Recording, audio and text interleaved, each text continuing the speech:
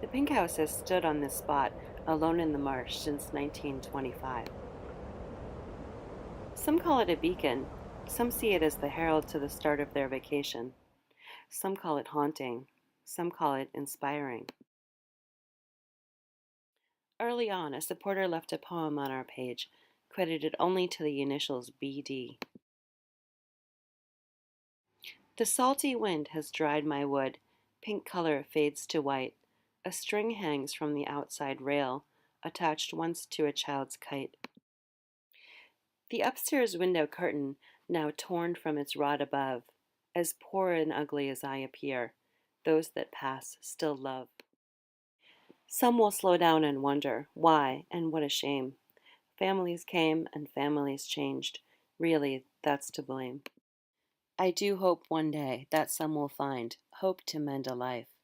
After all, that's why we're here, to end each other's strife. But I will pass, and my deeds will live in the hearts of those who knew. Today I sit alone amid the marsh and attend a sky of blue. From early on, we've been quite literally overwhelmed with the amount of community support and love for the house, which started long before we came. We never expected the thousands of fans of all ages, or all the children who dreamed of living in the house one day and saved their pennies to buy a Pink House sticker at Yankee Homecoming.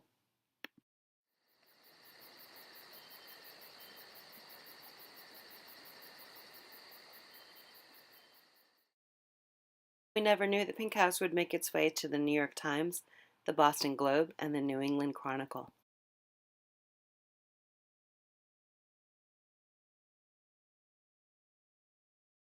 There were beautiful photos and paintings, of course, all along, but who would have known just how many, new and old? We recently counted 722 different images of the Pink House posted by supporters on our Facebook group page alone, and hundreds more on our other sites.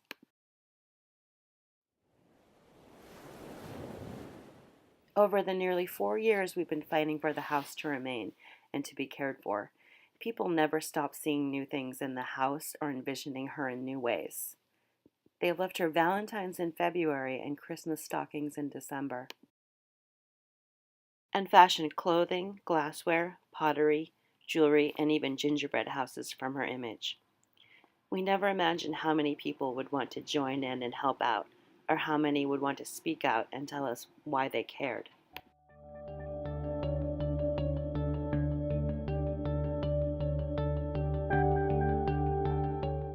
Perhaps we underestimated the community's commitment to the places and things they love, for their ability to understand that you can't manufacture character and charm, and you can't buy uniqueness, and that once it's gone for good.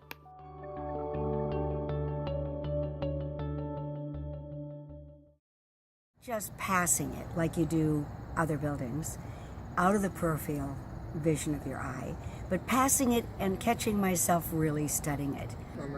It's family, it's familiar. People love to have that in their lives, of course, we all know that.